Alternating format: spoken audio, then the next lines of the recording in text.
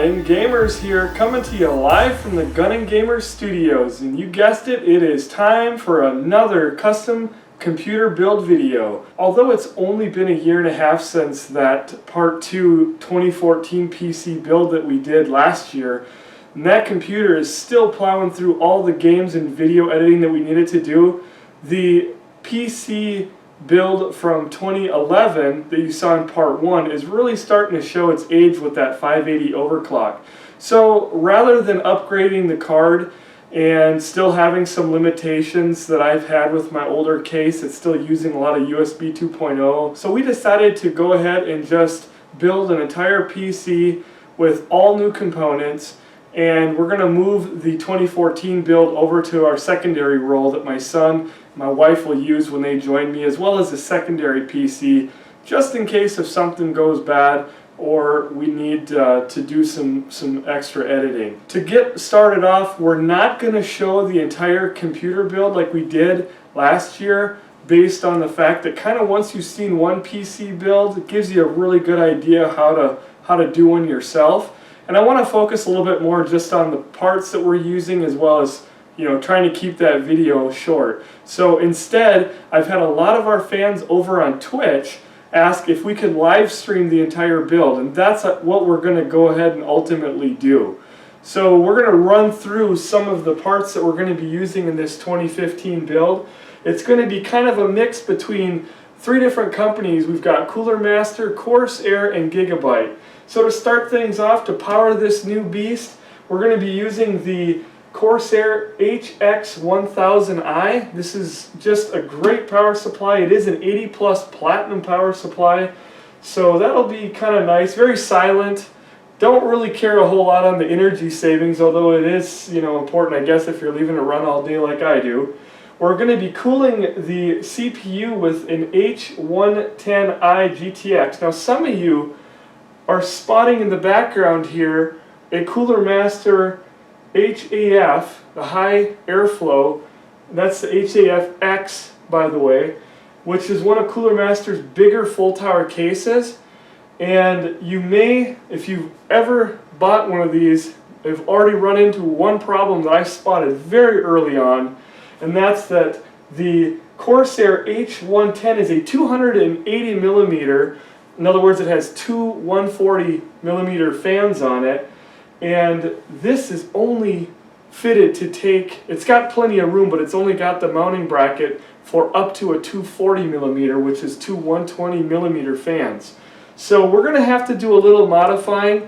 I know for a lot of people that's not something they probably want to do, but honestly over the years I'm quite used to it. These little road bumps along the way are just part of the fun of custom building your own PC. So we're going to end up making that work, and I'll cover that when we do our final look at the build once it's complete. So jumping over to the RAM, we've got the Corsair Dominator. That is 16 gigabytes of DDR4. Jumping over to this side now, we have got the Gigabyte Z170X Gaming G1 motherboard.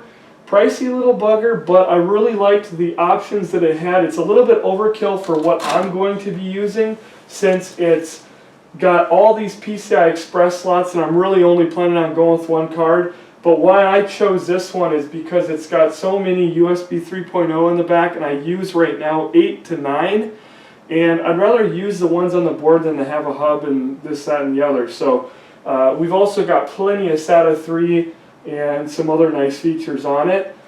And up here we have got the Gigabyte G1 Gaming Edition, the GTX 980 Ti. For right now I'm just going to be going with one of these.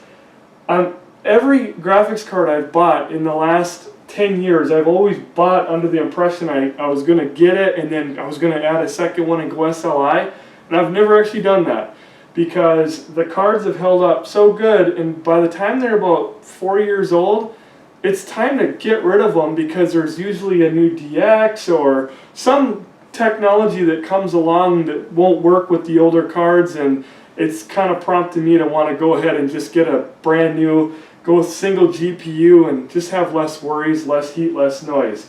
So that's what we're going to be running right now. That is a 6 gigabyte DDR5 graphics card, and I cannot wait. 600 watt out. It's going to be just cranking some of those things that we needed to do. And then to power the whole beast, the real brain of it is going to be the Core i7, and that is the 6700K, and K basically means that it's an unlocked version that you can overclock. This one comes base clocked at 4 gigahertz, and I believe it does its turbo deal up to 4.5. It's kind of funny because I'm not even 100% sure on that. I don't really care. I shut all that stuff off, and I'll take it and do a really nice overclock out of the box from pretty much day one. This one I'm guessing I'll probably just start with something that's not too much, but around probably 4.5 gigahertz overclock. As long as it's stable and it passes all the stress tests, we'll run that for the remainder of the four years until I'm done with it and send it down the road. So that's going to be the new processor, and I'm really excited. This thing's going to be crunching all kinds of videos for us and everything else. And then lastly, down here, we have got the Samsung 850 Pro solid state. Now this is a 1 terabyte.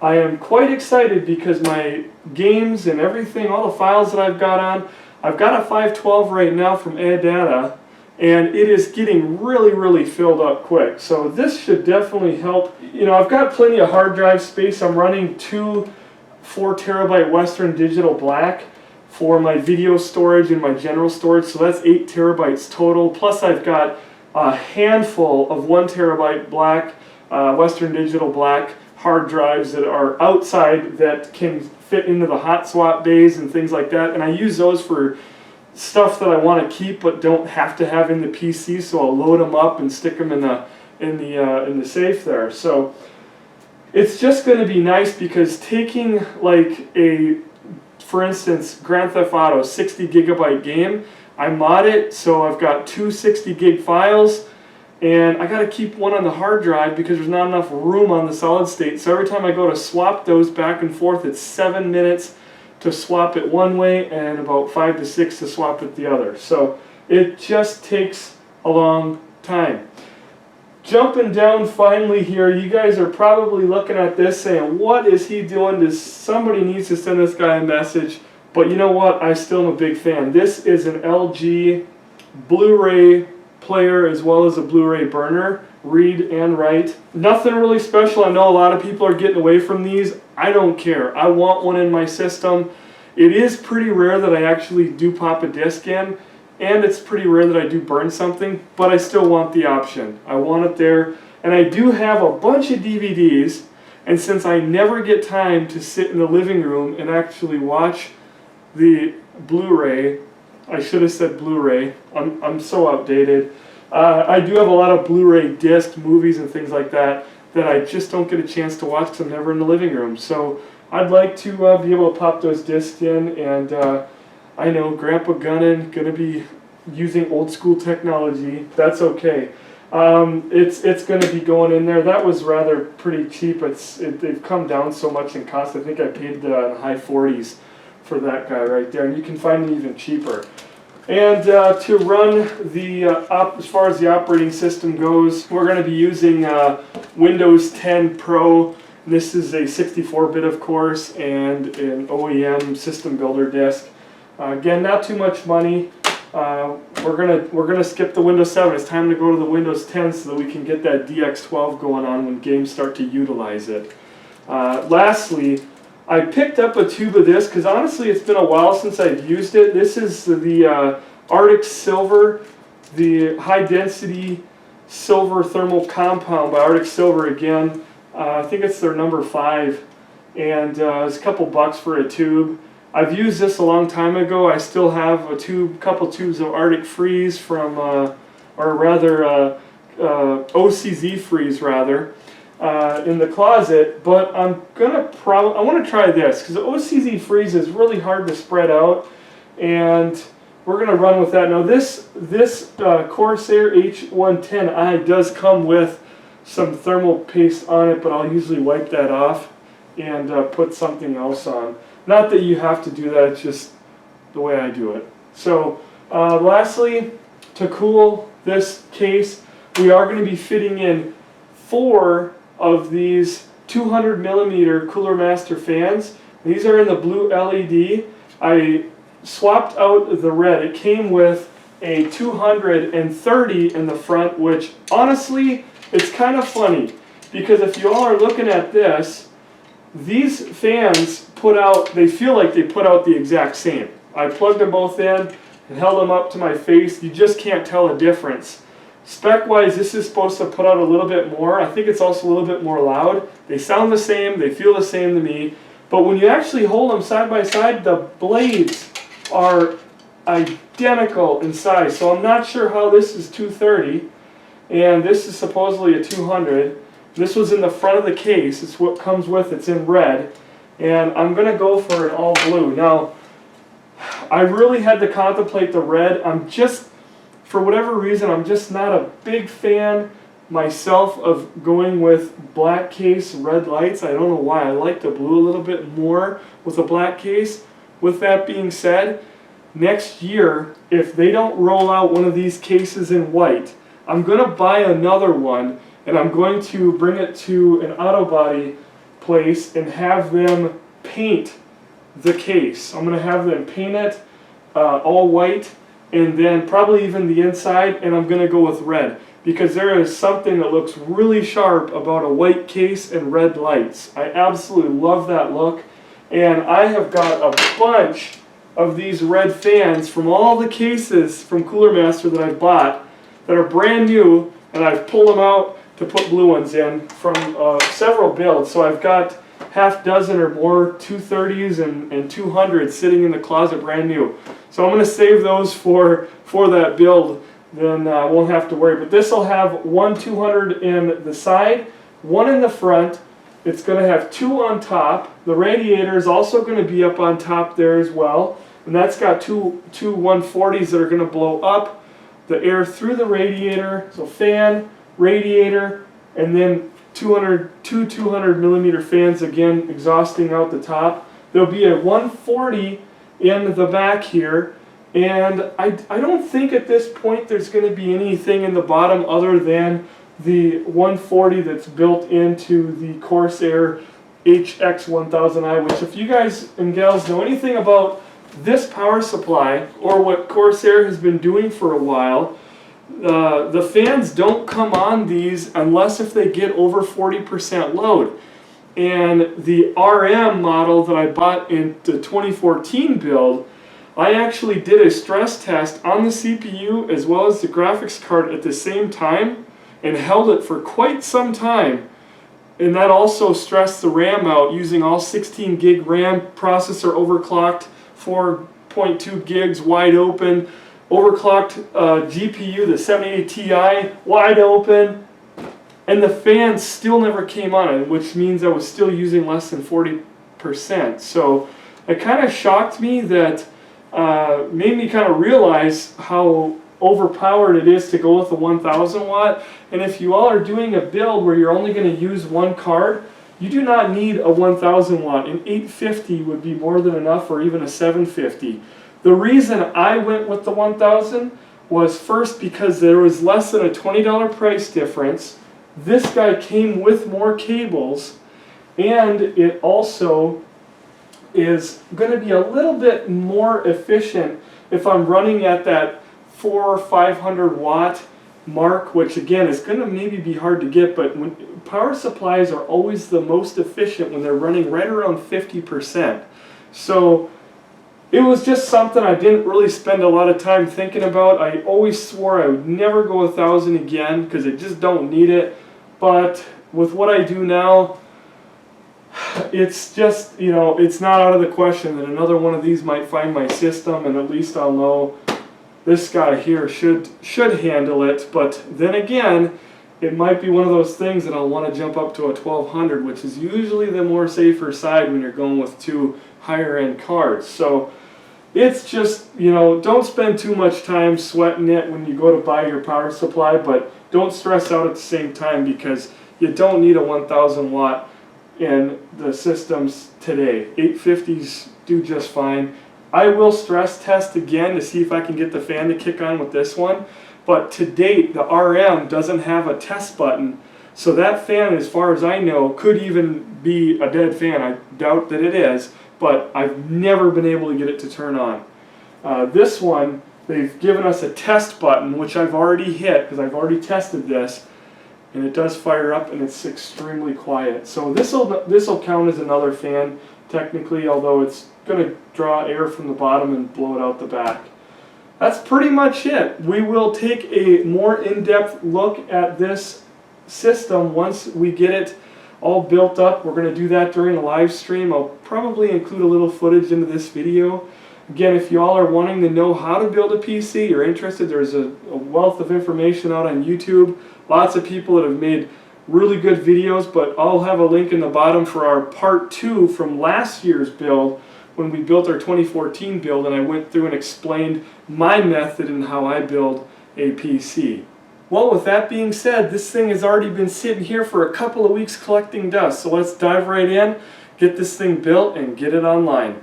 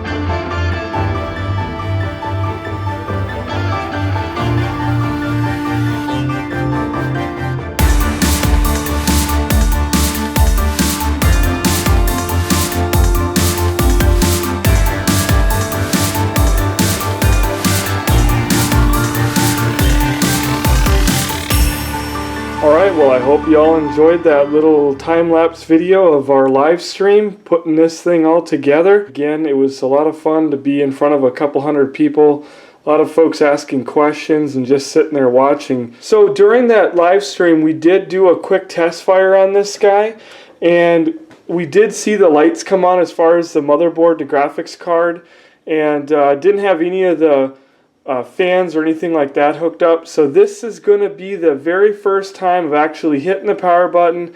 Hopefully all of our fans are going to be turning on. We've got the 200 in the front in blue. We've got two 200s on top in blue. We've got the two 140s here, and I don't think they're even hooked up yet.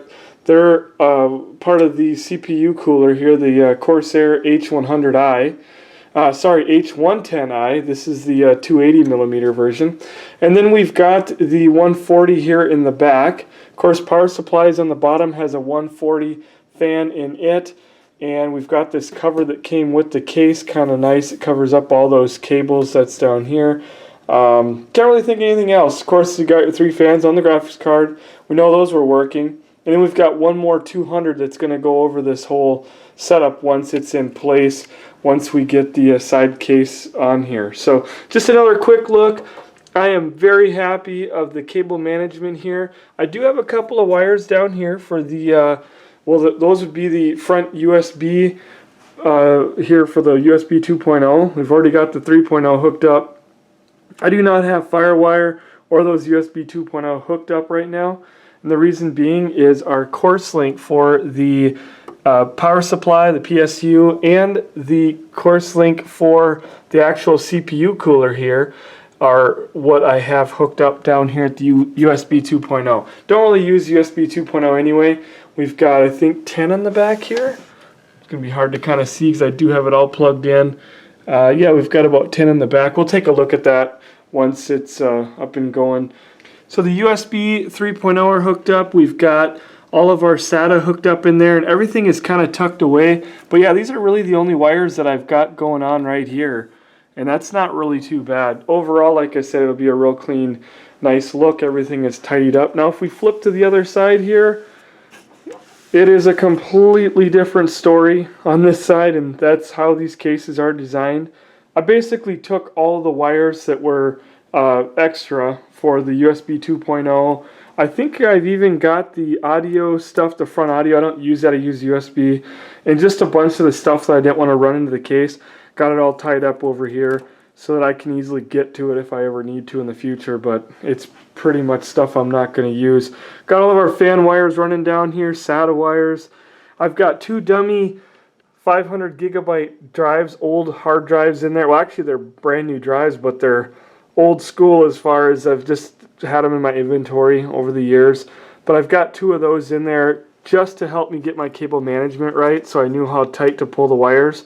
I've got them unhooked right now because I don't need them to be plugged in. So that's the reason that they're in there. Again, this will have two 4 terabyte Western Digital Blacks that are going to be put in. They're currently in my other system. So we'll have a total of 8 terabytes of hard drive storage.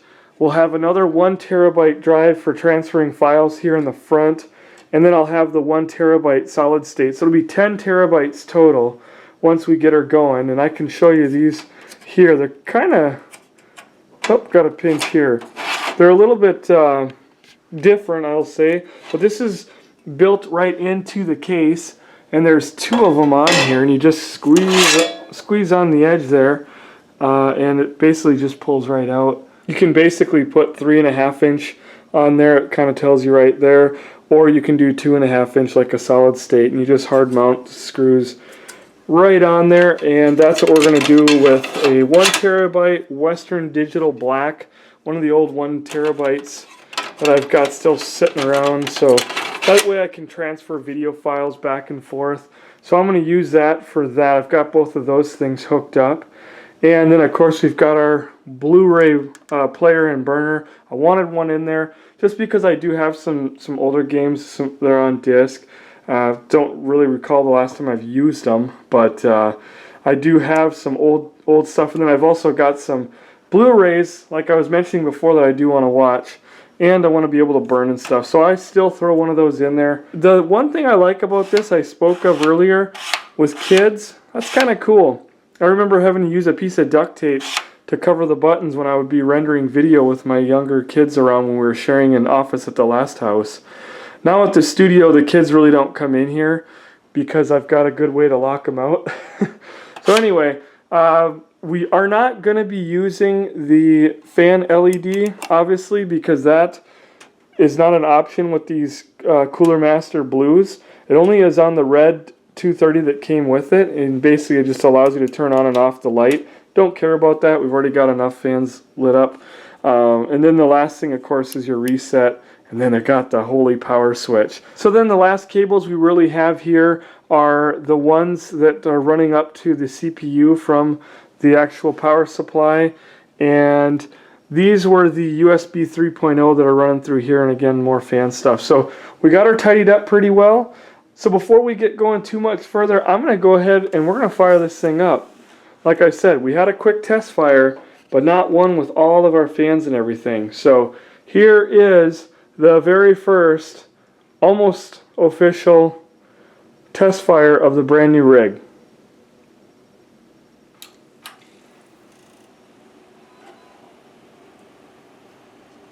Nice and quiet, just like I like it.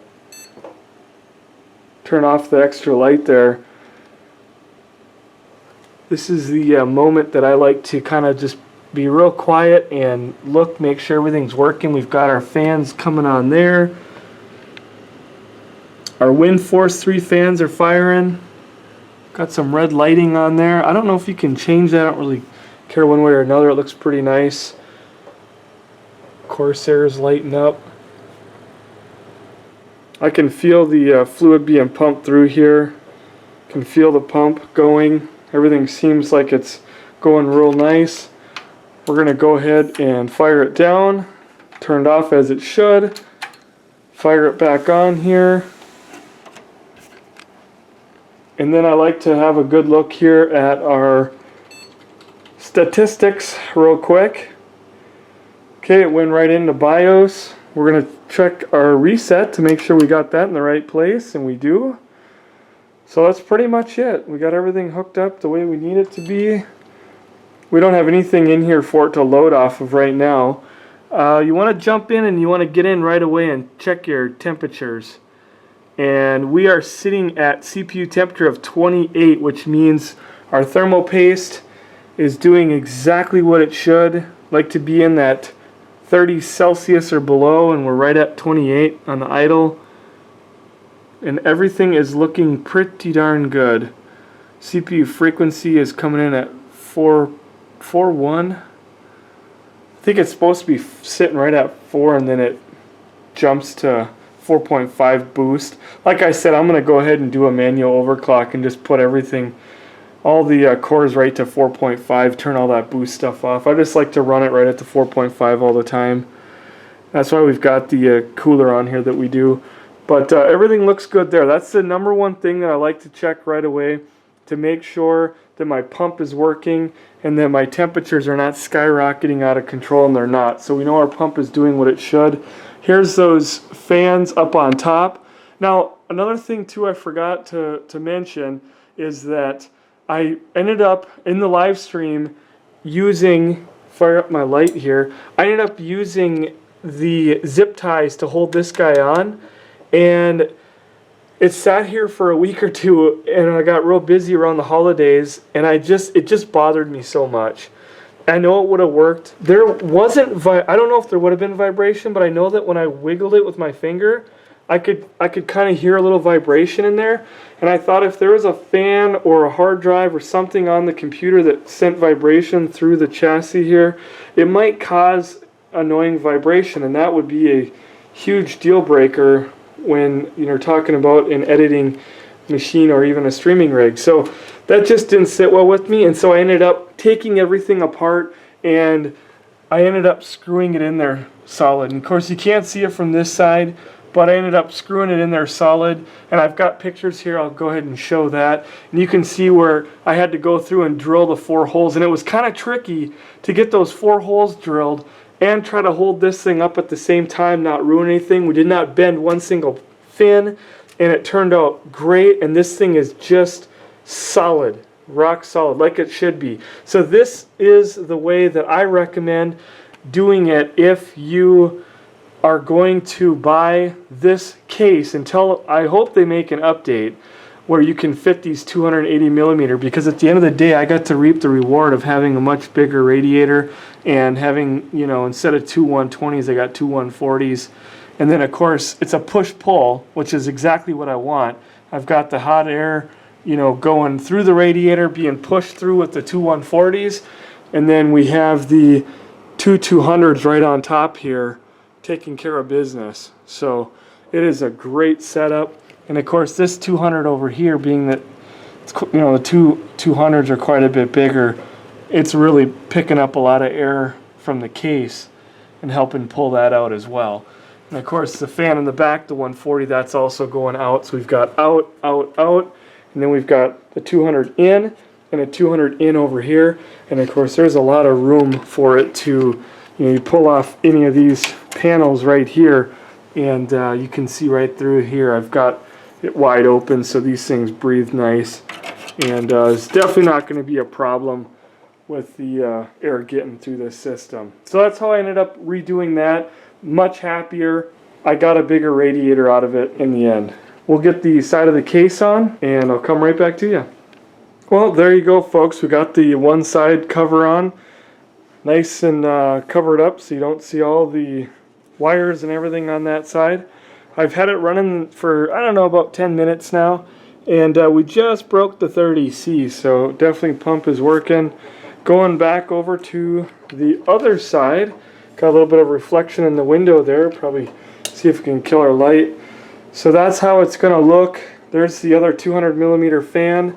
We've got a little hood on it. It's kind of hard to see, but basically it's shoving the air right in on that hood, and it shoves it all underneath the graphics card. You can look right through there. It shoves it all underneath the graphics card, so it's feeding that graphics card nice cool air, and then of course the graphics card, all that hot air from it's gonna eventually rise and be taken out by the fans here. And yes, it does go through these fans here as well, but it doesn't really affect me in my situation since I've got more than enough cooling for my CPU, and I'm not pushing my overclocks that far, going to 4.5 with the 6700K.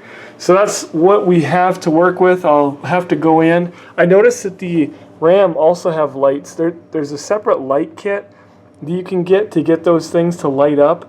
I don't really care about that. I think it was like 25 bucks to get that, and I've just decided to just run her as is. I like the way that the white is inside. The only other thing that I forgot, because it wasn't on the case, was down here the wire coming off this fan. I need to cut that to the custom size that I need, and then what I'll do is I'll take a black piece of the heat shrink tape, like you use for automotive, and I'll actually cover that going right from the fan to the end of the plug, and then use the heat gun to shrink that down so that we'll have a nice black coating on that wire, and it'll all tuck down into that channel and you won't see that wire either. The whole idea here is to be able to look through and not see any wires. And I might go ahead and heat shrink the wires down there for the USB 2.0, but I'm kind of looking at it just thinking I might just tuck them up underneath the board. That's how she's going to look right there, folks. That's going to be the new rig going into our new studio. Cannot wait. We'll call that the aerial view of how that thing looks. And if you're wondering why do you have it on that little monitor, this is just an old, I think it's a freebie HP monitor, a little 15-inch that I use. Usually I've got my test bench sitting here, which is this guy sitting over here. Just an old dual core.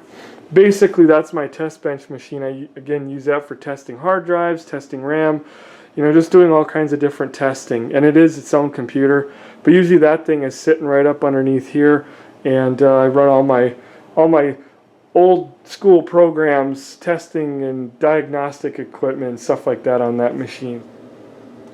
I just can't get over how quiet this thing is. I've just been sitting here for a minute listening to it, And I cannot wait for that very reason to get it up and going so that I can not have to hear this thing in the background of my videos. But thank you all so much again for watching the video. We'll be also giving you plenty of updates over on Twitter, so don't forget to follow us there if you're big into the gaming. I assume you are. Don't forget to check us out over on Twitch, where we'll be doing all kinds of fun in the upcoming future, as we always are. Wednesday, Saturday, Sunday is our current schedule right now, 6 p.m. I want to thank those that came out and watched us build this thing live on our Twitch channel. And lastly, don't forget to comment and like this video. And until next time, keep her classy.